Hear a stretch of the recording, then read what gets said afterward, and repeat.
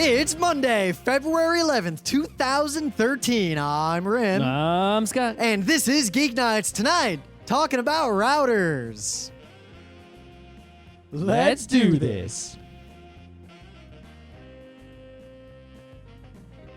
So I'm walking down that long ramp just now, coming back to the studio, and from the 456 to the 7 train under Grand Central. Oh, that ramp. Long ramp. It's pretty wet, so it's kind of slippery. And I'm it's downhill. I'm walking. And a girl next to me wearing these tall boots just like falls out of nowhere. She's young. She's like our age. That'll happen. She just falls.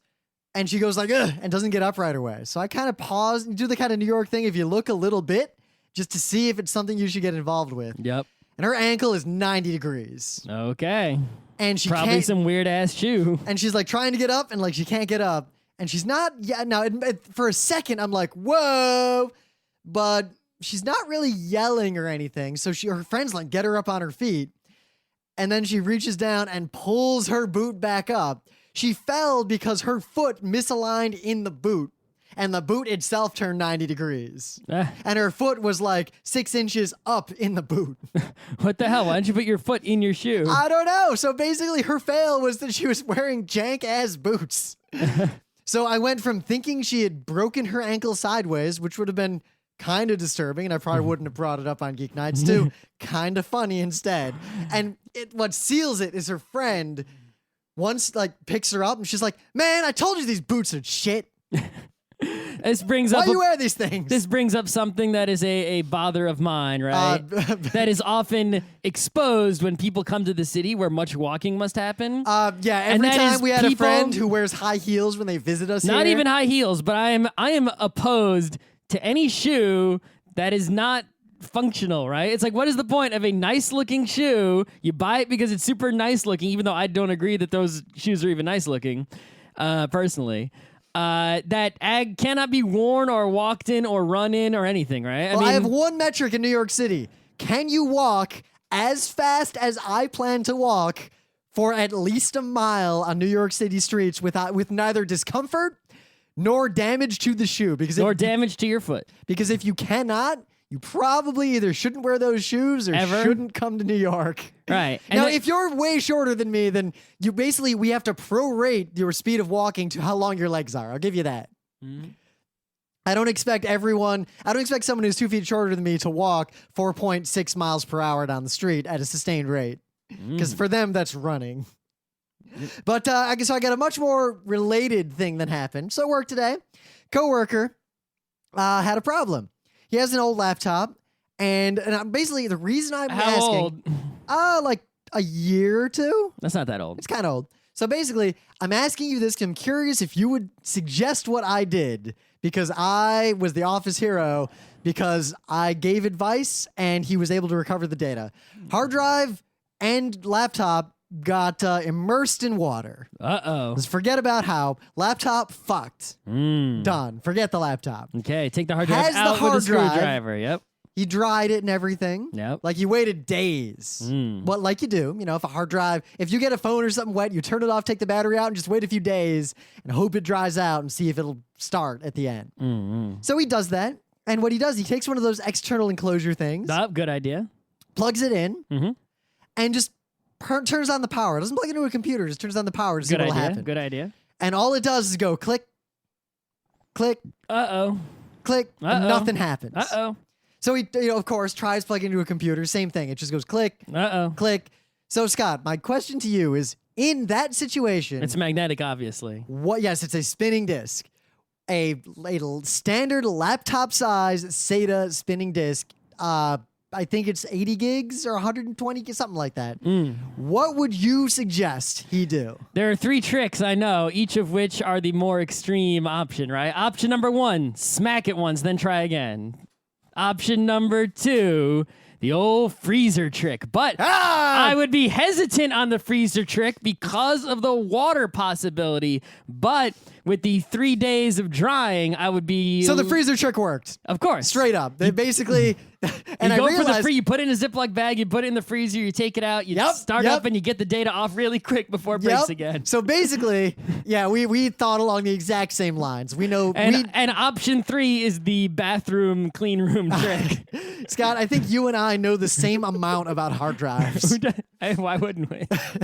Well, there's some things like I know more about networking than So do you have a know? freezer at work that you used? Yeah, we have a full-size fridge. How long did you put it in the freezer basically, before it worked? he's like, well, how do I get the data off? And I was like, did you try hitting it? He's like, what? And I'm like, well, you get I explained like the torque and how you want to get it spinning again. Maybe just the thing is off the edge of the discs and the reader, and if you smack it, it'll bounce back. Just like, okay, but no, that's not going to work. So basically, I'm like, all right, here's what I would suggest.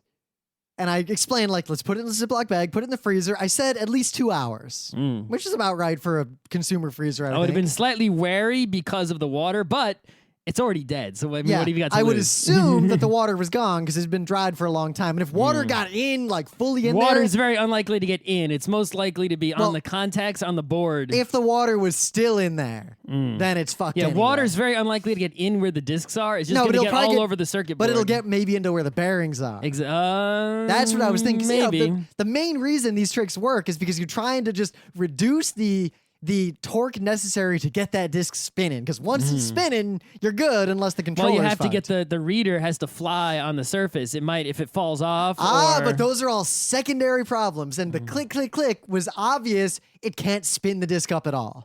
If it did nothing, I would assume the controller was dead.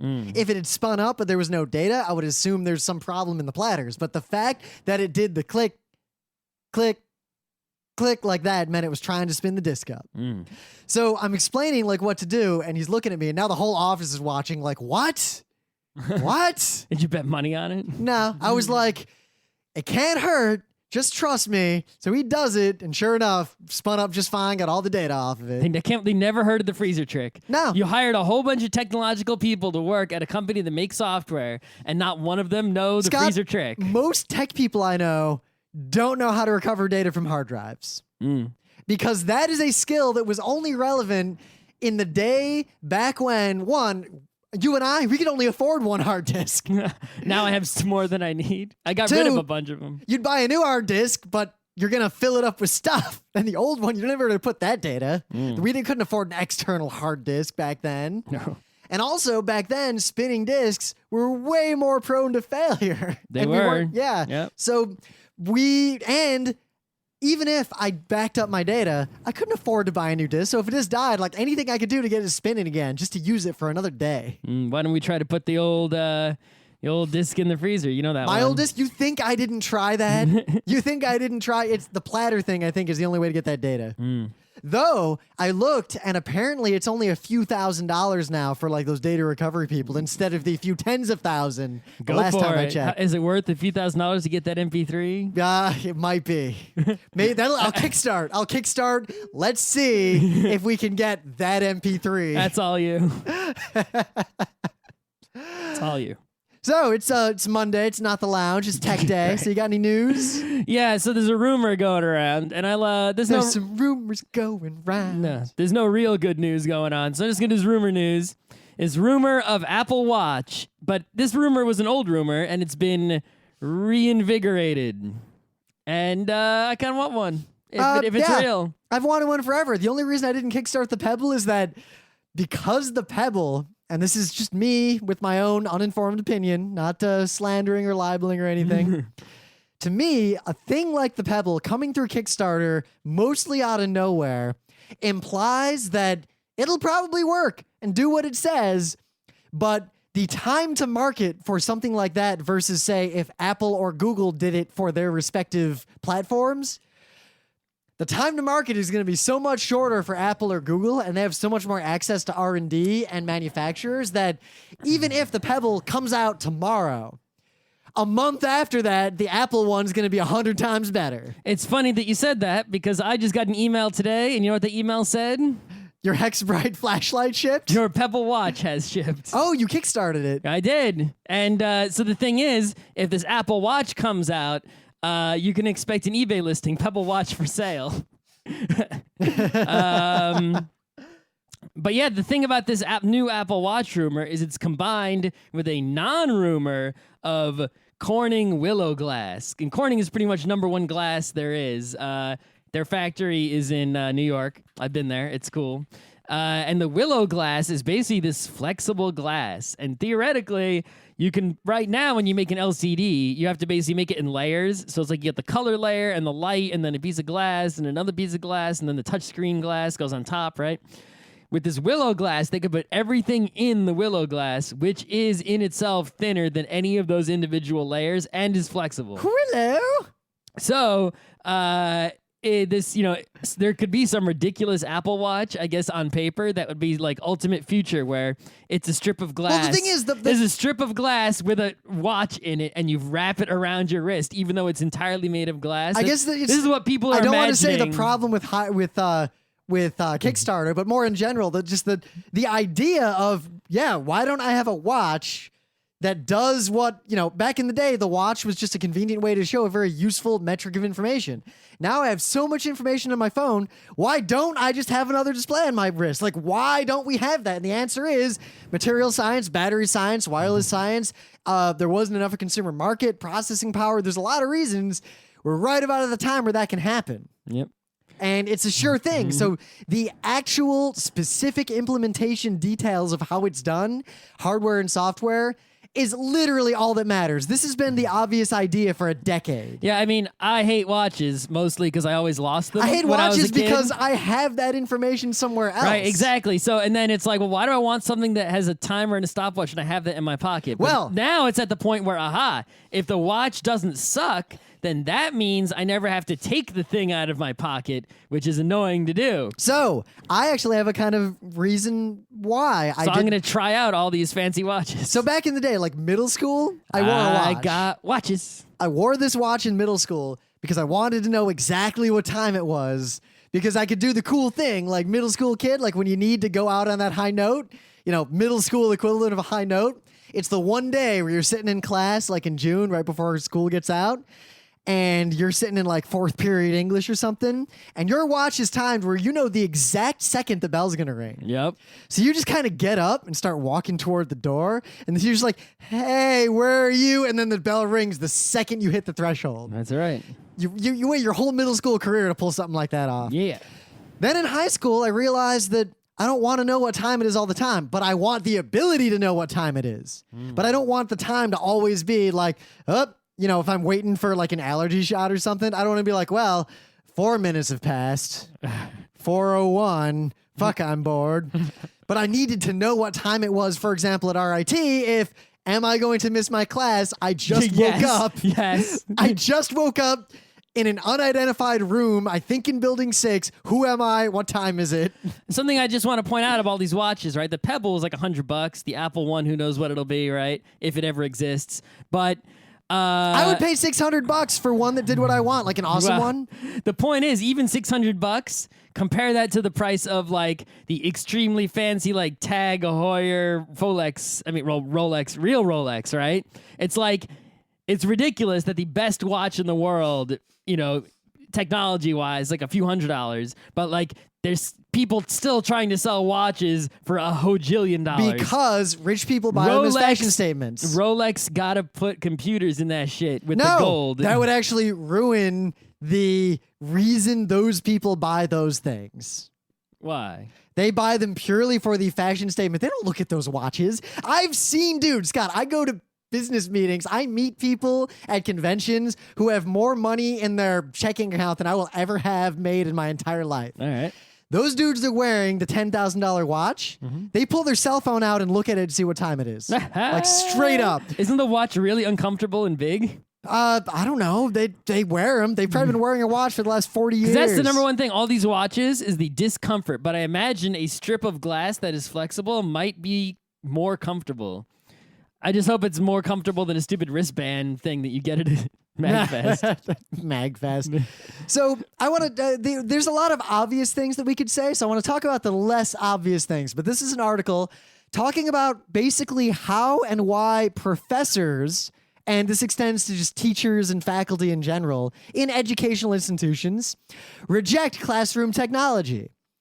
And there's a lot of easy, low-hanging fruit things we could say about this. But the I think obvious things.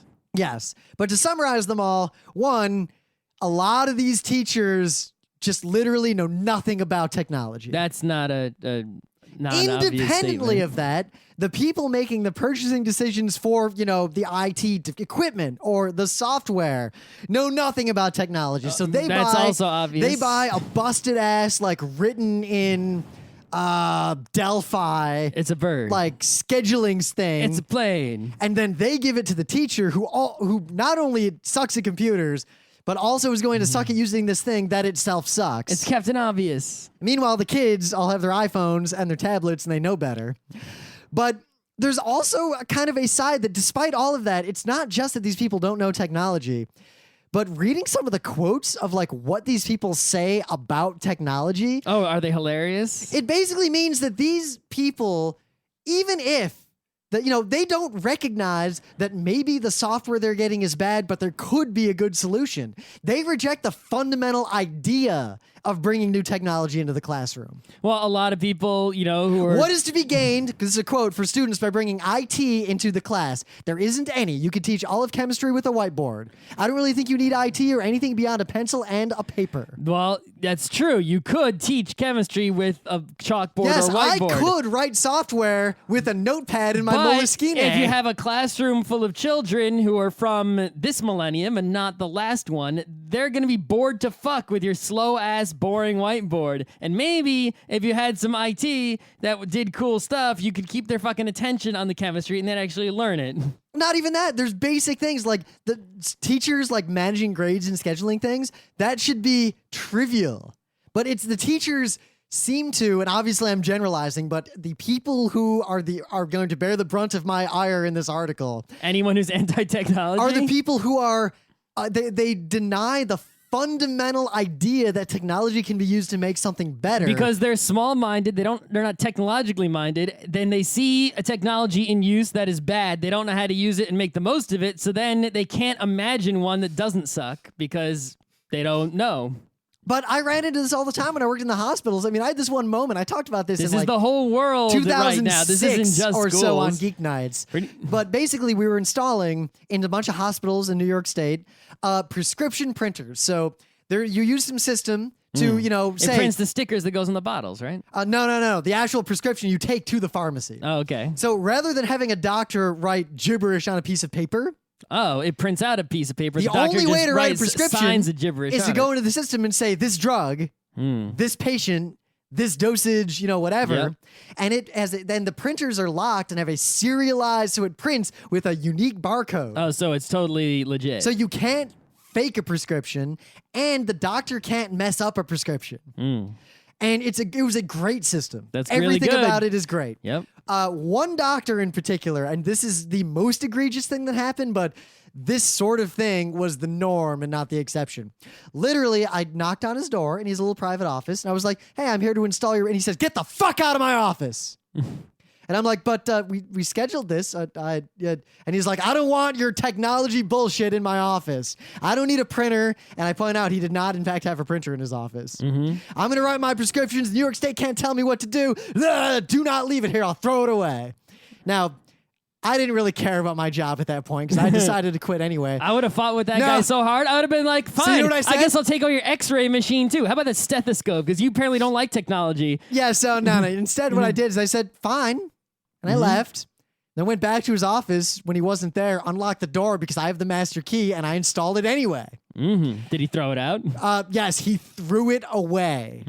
He literally threw it in the garbage. We got a report from the loading dock people. They're like, "Hey, it looks like someone threw away brand new equipment. You want to come take a look at it?" And I go, and it's that printer. And I'm like, "Let me guess where this came from." Yeah, why don't you just go tell his boss? I In don't know. fact, if I was, I would just be like, "You're fired. Welcome to the 21st So if you want to century." know why I did not tell his boss, this is completely non-technology related rim anecdote. Yeah, well, because you didn't care. So I've only ever quit one job Yep. in style. Yep. I believe there was firmly- that one.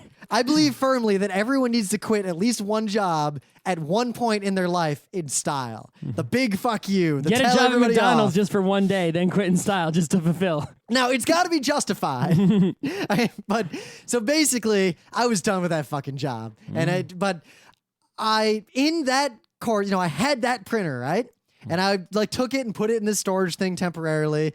And then it was like 3 days before I was going to quit. Mm-hmm. So I take the printer and the office is like, yo, you got to bring it back to the office so we can like do something with it. So I go to walk out of the hospital and the security guard's like, you can't leave with that without your requisition form. I'm going to have it confiscated if you try to walk out this door.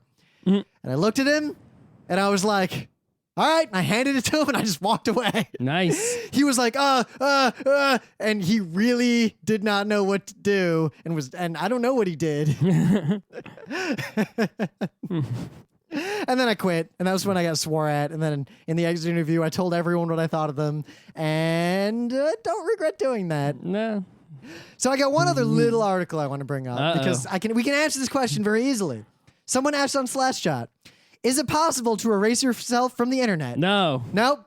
Depends how much you put on the internet. If you have never been on the internet, you are already erased from it. Nope, I disagree. Okay. Here's the reason why. Now, yes, there might be a special case, but I do not have a Facebook account. Mm-hmm. Let's assume that I have no other internet presence. I have friends You with have never had a computer in your life. I just don't use the internet at all. Mm-hmm. So, one, now how do I even know? Two, you thinking that I'm a Luddite, just make a Facebook account, put my name on it, and start tagging me and stuff. Now there's a whole trail about me on the internet. People That's are taking fake. pictures of me. It's all there, and I have no control over that anyway. The metadata of the people around you will involve you. The question of erasing yourself from the internet is patently ridiculous, as is the question of keeping yourself off the internet. You could just be someone there are 6 billion people, 7 billion people on Earth. Yes, so most of them the have edge no cases, information about them on the internet. So yes, the edge cases. You know what the edge Most cases people, are? most of humanity has no information about them Okay, whatsoever Scott, so if on you the want to get internet. to that argument, among the first world elite, Yeah, everyone's on the internet. yes, the first world problem, can you erase yourself from the internet? No. Yes. You know how? Go to the third world physically and never come back. But your information from your time would still be in the internet. But you could argue that it could no longer reach you because if you abandon your first world lifestyle But you're entirely, still, there is data about you on the internet. You're not erased from it, even if you are dead. You can kill yourself, but the best you're doing there is preventing further information from appearing. So Right. this kind of article appears, I don't know, every year, and the answer has always been no. No. Why do people keep asking? Do people not get that we're in a fundamentally new kind of society? No. Except the people who are ready for the new kind of society. Yeah, or the people who throw their internet away so no one can put it in their office. You know, you can see it's all those people who turn their heads and the major walks down the street and she's just looking straight ahead. That is perhaps the best analogy to everything we've talked about on Geeknights.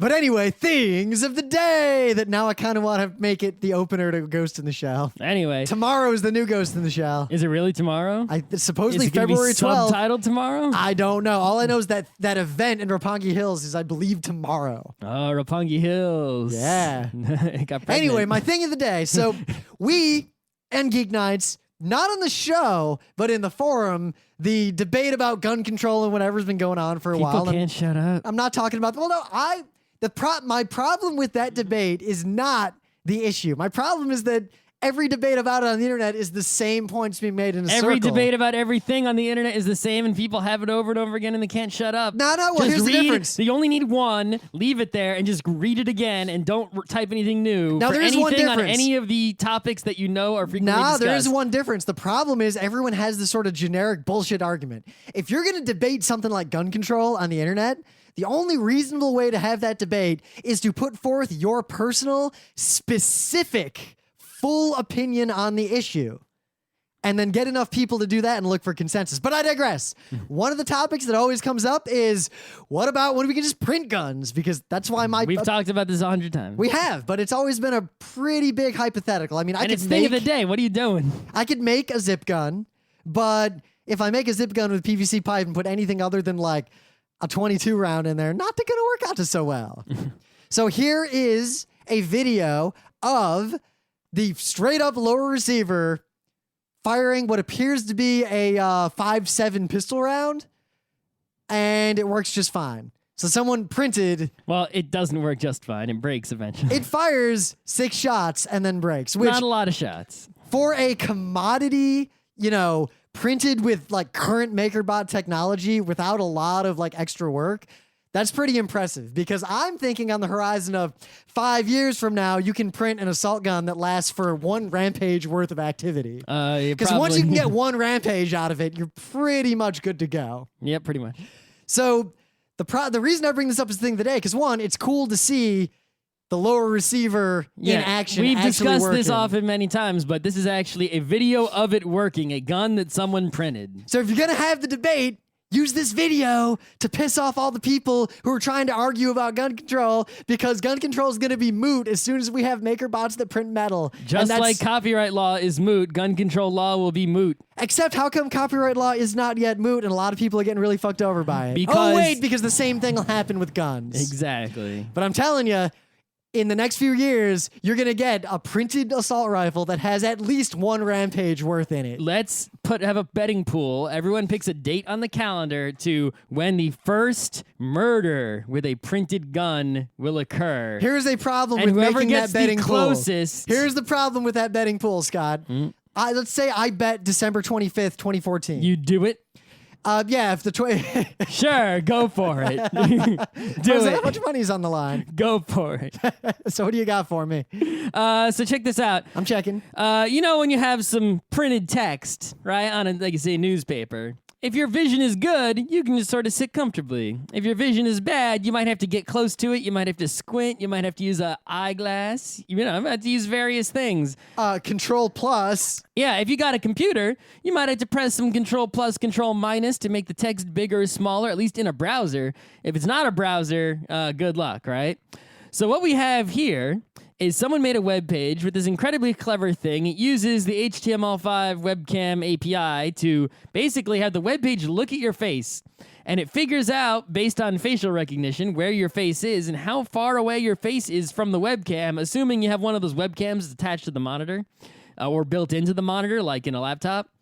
And then, as you get closer to the screen with your face, it makes the text smaller. And when you get farther away from the screen with your face, it makes the text bigger. Clever girl. Yeah, and so you might think, well, wait, I can't read the text, so I get closer and it gets smaller. That doesn't help. Well, press Control plus a few times, right, to get it to be the right size, and now it'll be really useful. I see this being the most useful and not sitting at the computer, right? But TVs. Well, TVs maybe, yes. But also, let's say you've got a tablet sitting on the counter and with a recipe or something like that, right? And you take a few steps away to go to the fridge, you turn your head around to look at it, and the text is real big because it knows you walked far away from it. Now, so you while can this is clearly cool- see it says motherfucking cucumber. And when you get back to it, you can see the whole recipe. While this is cool and cute, augmented reality will happen before it's practical and useful. I think in the extreme short term, if someone deploys this into a tablet, because they all have webcams built in, if someone makes this a feature built into the tablet OS, the same way that, say, Swipe is built into some Android devices. It would have to be made could obviously much smoother. Yes, There's a it lot would of- have to be improved. Here's the main problem with it. It keeps reflowing the text. That's only because the webcam's janky. No, but I'm saying every time you change the font size, you're reflowing text. Yep. Reflowing text is impossible to read while it's reflowing. Oh, yeah. That's the problem. It's The use cases around this, it would you have to take calibrate it. even then, basically as soon as someone's moving, whenever you're reflowing the text, it's unreadable till they stop moving. I'm pretty sure if Apple tried to put this in iPads and built it into iOS, it would work great.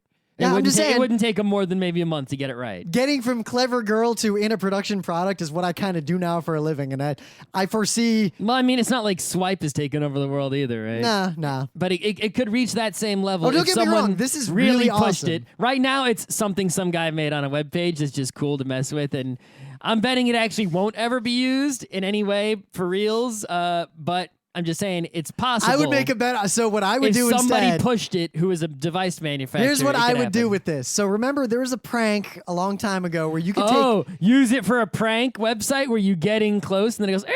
No, I was gonna say this. So remember when people would make an image, and people still do this. Like if you go to 4chan, Yeah, you waits can a have few seconds and it goes. No. Much more clever. So you can have an image that from up close looks like one thing, but from far away looks like something completely different. So I click on the image, I see a picture of a kitten because I'm sitting next to my monitor, but then my boss across the room sees a penis. Like, that's pretty easy to do. So another thing you can do is you have a thumbnail that looks like one thing because of the way the thumbnail is compressed, but when you click on the full image, it expands to the penis. So you could set this up to where it's always showing the penis to everyone except you. What? So it manipulates But it the can only, it image. looks at one face. So if your face is close to the screen. Okay, so obviously it wouldn't be perfect, but say there's someone across the room. If I get close to it, it's going to make it so that the big, it'll make like the big image where I see what I'm looking at, but my boss sees the penis. But if I get far away, maybe it just keeps showing me the cat, so I'll never figure it out. Oh, because it's locked onto your face? You'd have to. This is an elaborate prank. It's not going to work. I think a better idea is just the real problem is that you have to give the browser your permission to use the webcam, so you have to say yes. But you can make a prank where someone gets their face closer and closer to the screen, and then it goes, ah! And they get all, whoa, shit, and it makes a good YouTube video because it's simultaneously capturing their getting closer and surprisedness with the webcam while it's also evaluating their face distance. Dual purpose webcam. So in the meta moment, we're going to be at PAX East doing 2 or 3 lectures. We don't even know. Mastering game mechanics, practical game theory, and one that is TBA and or TBD. This is in March something. I'm not going to bother to look it up. Yep. I think April or May is Anime Boston. Yep, I assume we'll be there. Yep. Kineticon, submit your panels. We're currently scheduling. I have personally scheduled like 11 panels.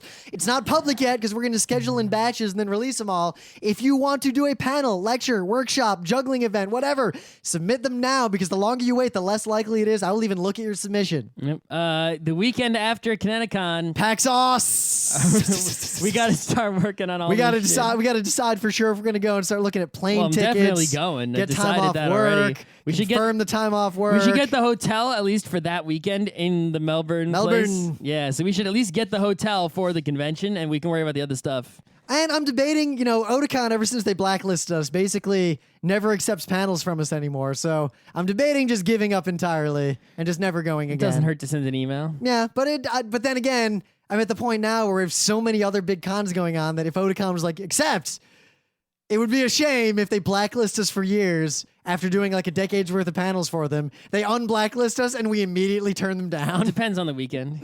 Yeah, I don't even know when Otakon is. Guys, tell us if you want us to be at Otakon, and also tell Otakon if you want us to be at Otakon.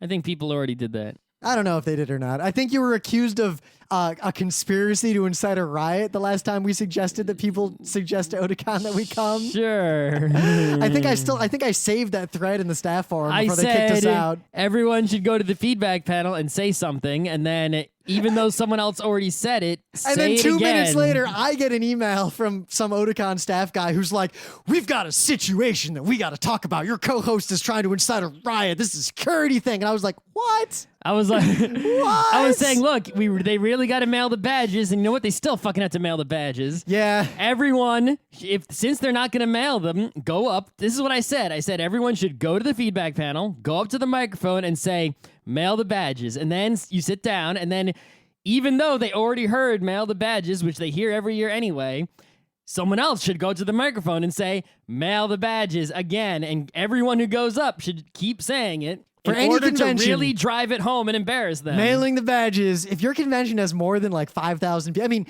Kineticon, I wish we would mail the badges. I want it to happen. I'm working for it as much as I can in my little fiefdom.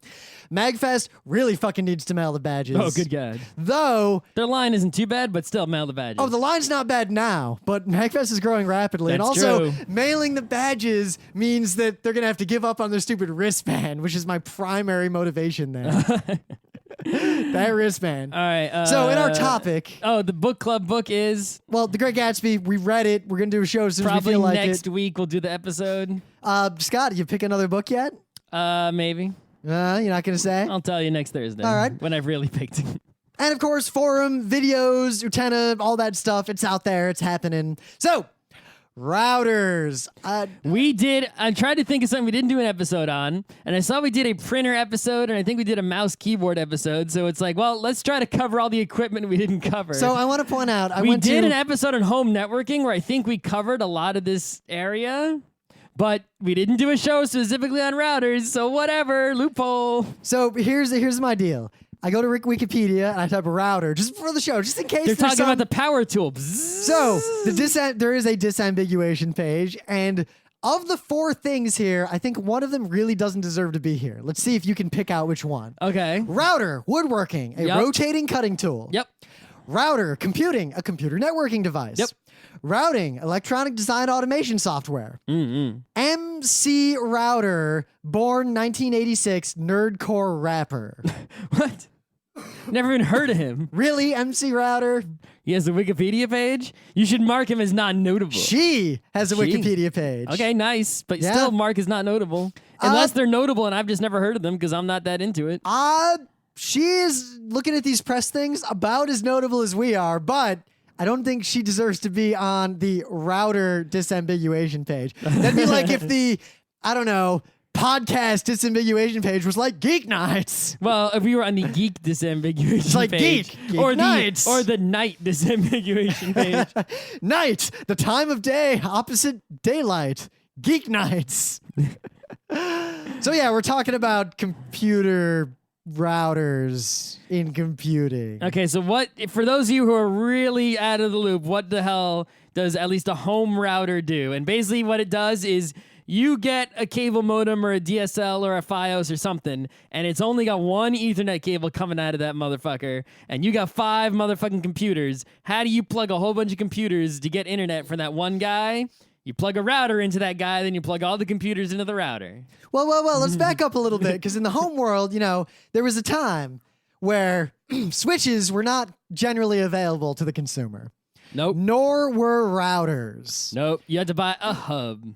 So I would have a cable modem, and directly plugged into that would be my computer. Well, in the dial-up days, you couldn't do shit, right? The computer basically had a dial-up modem in it, and if you wanted to share the internet, you had to share... You might have had an external modem. Right, you had to basically share the internet from that computer that had the modem on it to the other computers. Yeah, you want to share your 300 baud? Exactly. Do any of you kids even know what baud means without looking it up, and why we don't use that term anymore?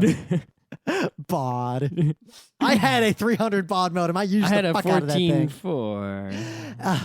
Yeah. Then I upgraded to a 2400 baud, which could almost play Mad Maze, but not quite. Anyway, so really, let's talk about terminology here. I'm going to back up from the home routers a bit. So whenever you go to a network class, like you think, oh, there's switches and there's routers and there's hubs. But really, those terms just refer to sort of multi-port versions of other more fundamental things. So if you think about networking the way you think about, say, electronics, there's an integrated circuit, but then there's a logic gate. So a hub is really just a hub. It's the same thing as a repeater, but it repeats out multiple ways. We don't need to talk about the details beyond that. Hubs don't exist in the modern world anymore. No one uses hubs anymore. The only place I still see hubs is at LAN parties that don't have a big budget, usually have like these... If you usually have like these 100-port hubs that they stack up at the end of the table. They're all like 10 megabit. Yeah, they have 10 or 100 megabit hubs. You just got for $100, you can buy a 54-port, 48 gigabit backplane like switch from a gray market provider. Right, but a lot of these LAN parties bought this equipment in the olden days, and it still works, so that they have no reason to replace it. And it actually, if you can play LAN games on a hub like that, just fine. No, you really can't with too many computers on them. Not depends, anymore. Not anymore. That's what they used at PAX. I had no problems Are playing you sure? Counter-Strike. Are you sure those were hubs? Next time we're at PAX, look at the end of the row. See what's there. Scott, I'm just asking if you were sure they were hubs. It looked like hubs to me. Yeah. What does a hub look like compared to a switch? You can tell by the blinky lights. The way they blink is different. Nope. Yep. Nope. Yep. Nope. Yep. That is not true. Yep. At all. It is. Anyway, so a repeater, in the old days, you're sending data over a wire, And say your cable's really long. You put a repeater in the middle. There's a limit on that length. You can't make a cable infinitely The long. repeater receives all the data coming in. Now, it's analog electricity, but we interpret it as digital, so there's no loss. And we just make new packets, a new digital signal coming out the other end. And it That's all it reads does. the electricity, and then it rewrites the same electricity. So it goes in at not full power a little because more it lost some power over the wire. Well, and it no, comes out that, at full power again. It's a little more subtle than that, which is why I want to make the distinction. That an amplifier takes the electricity and kind of regenerates the electricity, like adds to it to make it the right electricity again. A hub, aka a repeater, actually reads the signal and does something to interpret it as digital data inside of itself, and basically makes an entirely new signal from scratch. Yep. If it didn't do that, it's not technically a repeater, it's an amplifier. Yeah, well, an amplifier might, amplify too much or not enough because you don't know the exact strength of what's coming in. Well, no, you can manage that with the circuit. You need a variable amplifier. No, the problem with an amplifier is that it also amplifies the noise, so it doesn't really buy you much with digital communications. Exactly. In this context. So a hub is just a repeater where anything that comes in one port goes off all the other ports. A switch is basically a multi-port bridge. And all a bridge says is, I'm going to do what a hub does, but if I know that the dude a packet was for is not on the other side of this, I'm not going to repeat it. So all bridges do is limit the amount of traffic on any given network segment. I thought that the switch was also smart enough to know, I know this is for dude number 3 on hole 3. I'm only going to send it on hole 3. I said a bridge does that. A switch is just basically a large multi-port set of bridges that are configurable centrally. So, but the point is, all a switch does fundamentally is do what a bridge does. It says, this is a packet that I could repeat everywhere, but I'm only going to repeat it to the places that I know someone actually cares about the data. So it means you have more bandwidth overall, and collisions, forget all that stuff. A router basically is the next step where it has logic beyond that. This is where we're not just talking about one network. A router at its core connects multiple networks to each other. Actual networks. For example, your home network to the ISP's network, or Google's network to Sprint's network to Microsoft's network. Right? All have routers in between, right? That's why the routers are always at the edge of the network, right? Even if it's an internal or external network or a sub-network, the routers are always at the edges. You never see a router in the middle of a network. That doesn't really help you that much. So what is a network? Well, we did a whole show on this, I think, a long time ago, but to super summarize it, one set of IP addresses and a subnet mask, which, CIDR, like if you think of Class A, Class B, Class C, and all that stuff, that's really kind of obsolete. But anyway, or the 255, 255, 255.0. How about basically, IPv6? The face I made was pretty great. One network is like a set of IP addresses that are all together. So in the old days, assume there's no network. So I got just a giant hub, all my computers connected together. So I don't even need IP. Nope. All my communication can happen down at layer 2 at the data link level, all on one big network. I assume anything I put on that network, anyone can see if they give a shit about it. Yeah, you double click on network in Windows and you see fucking every computer that's plugged into the hub. So, hello, everybody. So if you have 2 separate networks, you can basically pretend that anything that's on a different network is a completely alien world, and nothing on your home network has any direct way to talk to anyone over there. So what a router does is your OSI stack, your TCP/IP stack, and I'm skipping all the stuff that isn't relevant to TCP/IP because that doesn't matter to any of you who are listening to this. We're using normal everyday computers, which 90% of what they do is TCP/IP. So if I want to UDP. send a message from the RIM network to the Scott network, my network has its own rules of engagement. Let's say my addresses are 10 dot. So 10.0.0.1 is my computer, and 10.50.1.109.1 is my NAS. Whatever I set up, I can do any arbitrary bullshit. It does not matter at all what Scott's network looks like because he can do whatever he wants on his own. He might use the exact same addresses as me. Yep. So the router is just a complicated set of logic that can deal with 2 different networks simultaneously and figure out how to get data between the 2.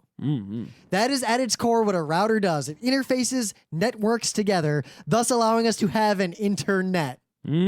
Oh my God, it's a collection of multiple internetworked networks. Dog. It's the internet. So the way a router does this, and then we'll get back to the more interesting stuff that you guys probably care about, but it's relevant because almost no one I talk to, especially developers, really understands this. No, they know how to plug it in. They plug the ISP into the big separated hole, and they plug all the computers in the other holes. So let's assume we have a router, and on my network, so this router has 3 interfaces. It has an interface to some ISP somewhere, like internet, for internet access. It has a second port in the RIM network, and I give it an arbitrary address in my network. It has a third port in the Scott network, and Scott gave it whatever IP address he wanted as well. If I send a packet somewhere, I put an IP address in that packet, but I also put some other information in that packet. So if I'm sending something to a PC on my network, I say the IP address of that PC, and at the low level, some ARPing happens. So basically, my computer sends a packet out to my whole network that says, yo, dog, I'm looking for the motherfucker that has IP 10.1.1.1. And whoever has it gets that data link packet and says, yo, dog, that's me. Here's my MAC address. Now you can send shit to me for reals. And then everything else I send is directed just at that guy. Now, other people might see it. The network cards and the switches job is to filter out the stuff that people don't need to see. But I say, hey, I have this address on my network. I'm trying to get to someone else who has an IP address. Every computer has 2 addresses, MAC address, IP address. So whoever has this IP, tell me how to get to you on the network. Those MAC addresses don't need to be unique between networks. Let's assume that my network and Scott network, we have identical MAC addresses. MAC addresses never leave the network. So if I want to connect to Scott's network, I say with an IP address, yo, I'm looking for this IP address. Now let's say... Well, no one on your network has that IP address. Yeah, so no one would respond. And there's no way on earth I can find the MAC address of anyone on Scott's network. And even if you could, it wouldn't do anything. Exactly, because my router would say, the fuck is this? Yeah. And they might overlap. You don't know. It's a different network. I can't just send my network's garbage onto Scott's network. That's the whole reason we have routers. And the internet, you don't know someone's MAC address. What's a MAC address, if anything, at Google? Yeah, right. So... my computer says, yo, dog, I'm looking for IP address 192.168.69.69. Well, nobody answers because nobody has that. Except someone does answer. The router says, yo, dog, I can get you there. So send that shit over to me. I thought that sometimes what happens is the router doesn't answer, but your computer has configured a default gateway. Okay, to so where when no one answers, he then says, all right, I'll just ask Mr. Default Gateway. So let's get a little more complicated. You have a default gateway, which is actually just a route that you've configured on your computer. You basically tell your computer, hey, computer, the router is at this address. That's where router B. So you can set up complicated routes on your computer. So say I have multiple networks, this is the coolest stuff we get to the end. I can say, yo, computer, for any 10 dot address, use this physical interface or this gateway or whatever.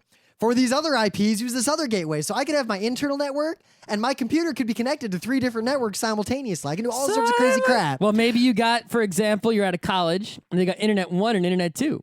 So that router says, hey, any IPs that, for Internet 1, go this way. Any Internet 2, go that way. Yeah.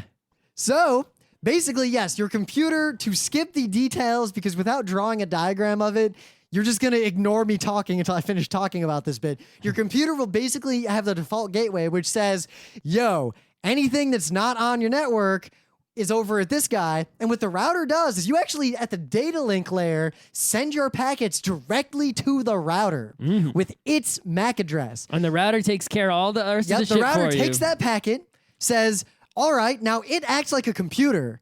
So it's as though it is a computer. I have a computer on Scott's network, and now it follows Scott's rules and says, yo, guys, I'm looking for this IP address. My MAC address is X. So any messages Scott sends back to me, he sends them to the MAC address of the router. The router does all the translation and all the bullshit. So that's... And it's probably his router probably talks to another router, which talks to another one, which talks to another one, which talks to mine, which talks to the computer on my network, which then talks all the way back around. But So- really, everything only talks to the network that they're on, and the only machines that ever talk to more than one network at a time are routers. Basically, yes. Now, a computer can serve the function of a router. Because a if you router is just a computer. You Yes. can install IP route on your computer, and now your computer is doing routing. Yeah. Congratulations. So, what's other than connect me to the internet and NAT and PAT, network address translation, port address translation, all the stuff that your router's doing that you actually don't need to do at the router. There's other ways to do it. Skip all that. Other than the basic stuff, as in you've got a router, it connects you to the internet. There's actually a lot of cool stuff you can do with your router. You should log into its admin interface and take a look. Well, first of all, depending on how much money you spent on your router, there's more stuff you can do. And also, maybe you've installed a special firmware such as DDWRT or Tomato onto a crappy router to give it much more functionality that it could have had. Because remember, router, again, just a computer with a bunch of network cards in it. So there's no reason it can't do a lot of things, except they may be too CPU intensive and the router will shit itself trying to do them.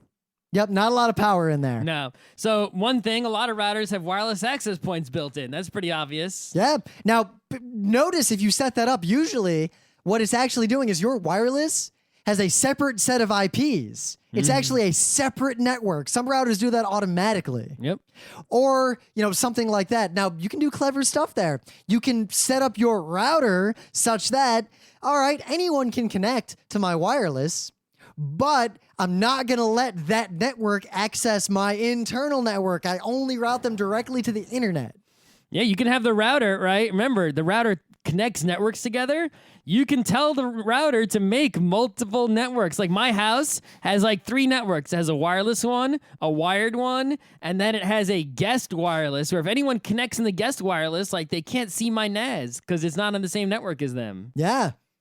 I don't want people getting on my NAS. They might delete my files. Can't Now, trust that. I put my security at a different level. My NAS is accessible on my entire internal network. But you put security in the NAS itself. Yes, the NAS itself is set up to where anyone can get media files off of it, but they can't write to it.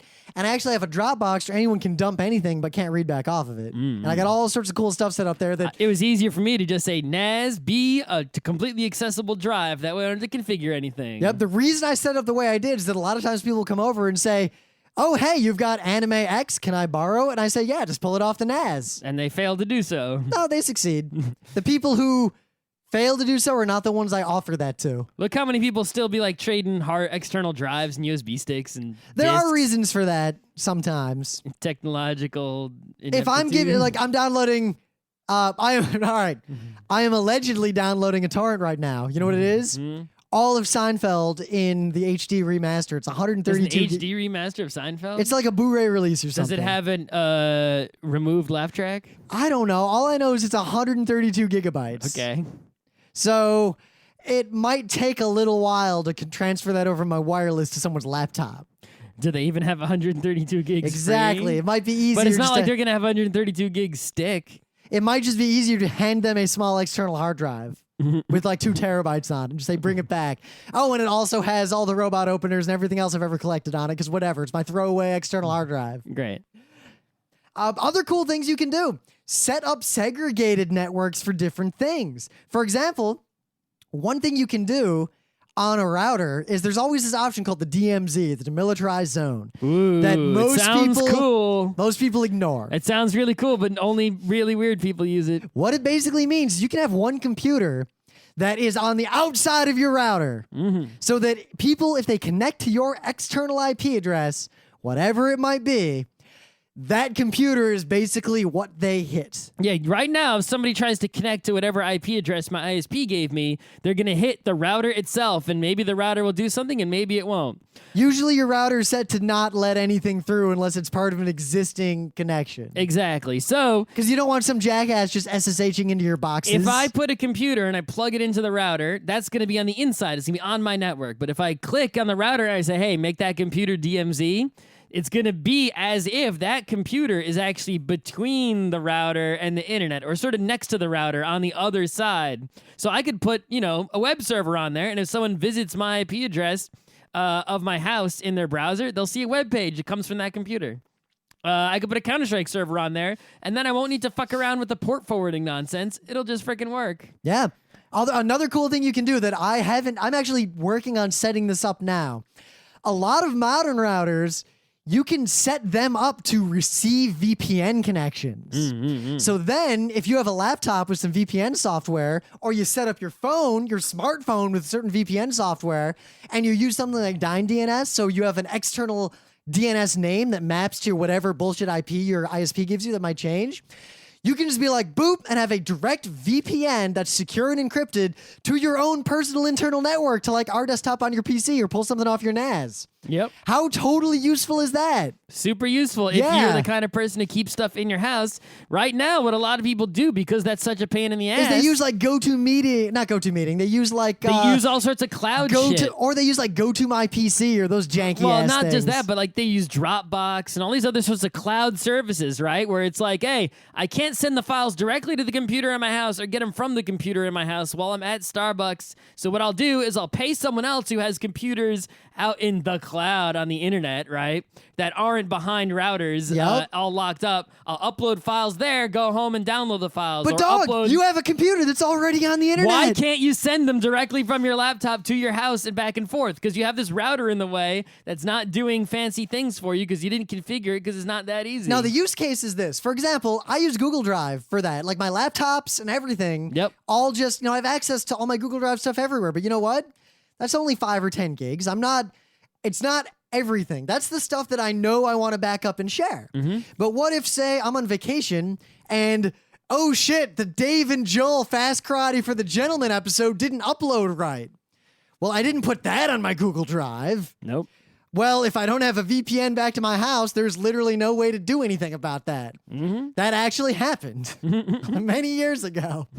So we had to wait an extra week until we got home from our week at the shore, our writer's retreat, after Otakon to put up the fantastic episode of Geeknights that Dave and Joel did for us. Had I set up a VPN on the home router, I could just logged in, sent a wake on Ethernet to wake up my PC, and just done it. Yep. What other cool things could we do that you guys would actually do? Because there's crazy stuff you can do that you probably shouldn't do. Shouldn't do? Yeah, like unless you know what you're doing, don't fuck with your DHCP settings. You're just going to break everything. Yeah. One DHCP thing you should do, actually, is if you're having your router do your DHCP, which most people do, you probably shouldn't, just because routers kind of suck at that and have problems sometimes. But at the same time, you can only get off of the router if you have another PC in your house that isn't your actual PC that is guaranteed to always be on. Yep. But then you can set up your DHCP to pass Google DNS to all your internal PCs instead of your ISP's garbage DNS. Right. Or what you have to do otherwise is go to each and every PC in your house and change the DNS settings to use the Google public But the whole DNS. point of computers is to make that stuff easy. Yep. The whole point of DHCP is you don't have to configure anything. Your computer or just you works. can set up a computer that's always on that is a DNS server and have that use the Google DNS, and all the computers in your house use that as But then DNS. you have to tell your DHCP server to tell all your computers to use that as the DNS. But you already have a computer that's the computer that's always on doing the DNS, so that But one then can you have to also know do to the log into DHCP. your router to turn off its DHCP, because let me tell you, son, if you got 2 DHCPs on your network, it's a bad day. Bad day. Especially because the kinds of people who will let 2 DHCP servers be on their network are not the kinds of people who know how to recognize that that's the problem. Yeah, and if you have a DHCP server either in your router or separate from your router, you can go to it and say, hey, look, see this computer that's connected to you right now?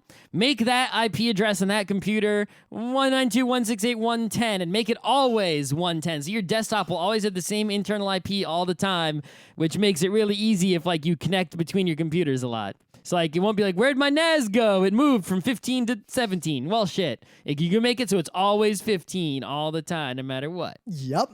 Now, I actually didn't bother with that, but that's partly because since I'm on a one network, my NAS and everything just show up because everything's kind of broadcasting. Well, they're using what's it the called? Windows stuff. Yeah, what's the freaking Apple Well, one called? the Apple, whatever. Yeah, I forget what it's Whatever. called. Bonjour uses that Yeah, shit. whatever, Apple. Yeah. Another really cool I don't thing need you to can run a do- Wins server anymore. Something that's incredibly useful if you have a lot of people use on your network, right? Especially untrustworthy people, is to use QoS, which stands for quality of service, but really what it means is you fucking choke a bitch So when here's they what I do. misbehave. I log into my router and I can see, like Scott's laptop, because he's on the network. I can log in right now and it gets his host name. It gives him an IP and I can see, oh, that's Scott's laptop. That's the IP. And I know his MAC address. I could set it up to where, hey, anytime that fucking MAC address connects, only give him 5 megabit. Yeah, you can basically... Or don't let him torrent. Well, yeah, you can regulate people's bandwidth and set rules based on which computer and also based on time of day and So all think sorts of of this. other factors. Have your router automatically throttle down your torrents when you're home and let him go nuts when you're at work.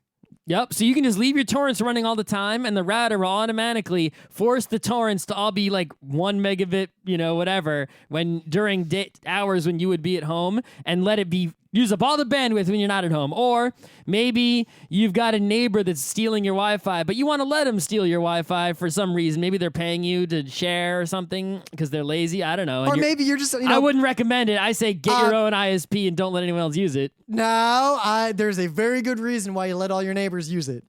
Plausible deniability. You're better off using your neighbors for plausible deniability than... Well, no, a combination of the two. You do your illegal shit on theirs, and if they do anything on yours, or if you accidentally do anything on yours, I don't know, must have been my neighbor. But anyway, you can say limit neighbors to 500K so they can't really do anything nasty. Or if you want to do crazy stuff. So say you get a VPN like iPredator, right? Yep. So you can put that in your router and set up a routing table. You could do something like this, something so cool and clever, and it'll all be automatic.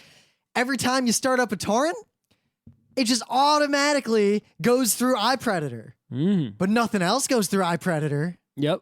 Or you could set it up to where every time I'm connecting to my illegal offshore bank account to finance the barge, it knows all those routes go through iPredator. So you can still do your normal stuff on your computer, and you can set up routes for all these different connections. Yeah, usually when you pay for one of those VPN services like iPredator, you can only have one computer attached to it at a time. So if I were to attach to it with, say, my desktop, well, my laptop and my phone, which are still in my house, would not be able to send their traffic over it to Sweden before they send it to the internet. But if I have my router connect to iPredator, well, not all the internet traffic in my house could be encrypted and sent to Sweden and anonymized before it's sent to the internet. Or I could set it to where the only traffic that gets sent over iPredator is my burner laptop that doesn't have a hard disk in it. Burner laptop, guys. If you're gonna commit crimes, this is the crime aside. We should make that a bit in Geeknights. Crime aside. Get a How to commit crimes and get away with it by Geeknights. Get a cheapo laptop with an optical drive. Though a USB, you could do it with USB nowadays. Don't too, put but- any hard drives in it. Yeah, no hard drives. Put Optical drive only. optical drive and as much RAM as you can fit in that motherfucker. Boot a Linux Live CD and hibernate it, but never turn it off. Yeah, and remove the Linux Live CD. Then install, download and install whatever illegal things you have to install from the internet. Configure them while the laptop is on.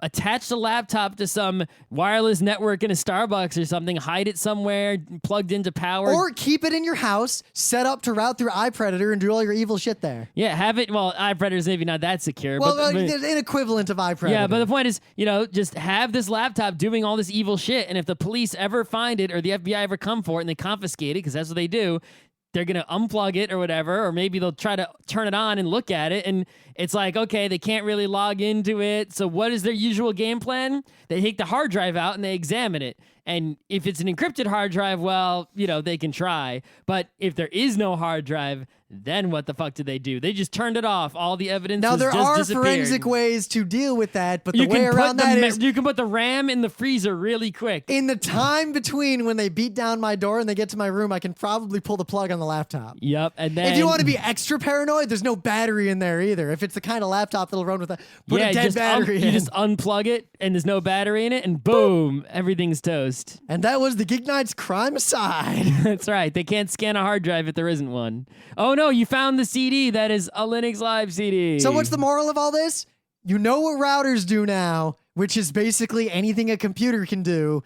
log into the admin interface of whatever your router is and look at what options you have and think to yourself. Normally we say, come up with something you want to do and then look up how to do it. But in this case, my homework for all of you There's people... stuff that you didn't know you could do that you probably do want to do. You just don't know better. So if you want to learn about networking, computers, and everything, just log into your router, look at all the options, and think, all right, what could I do with that option? Also, if you have a cheap router, you're probably not going to have the options, right? I have the Netgear WNDR 3700, which is a really expensive and fancy router that does all sorts of fancy shit. I have the shitty Fios router that's actually pretty good, but I got to buy another router to put between it and my network. You do. I just haven't yet. You should do that.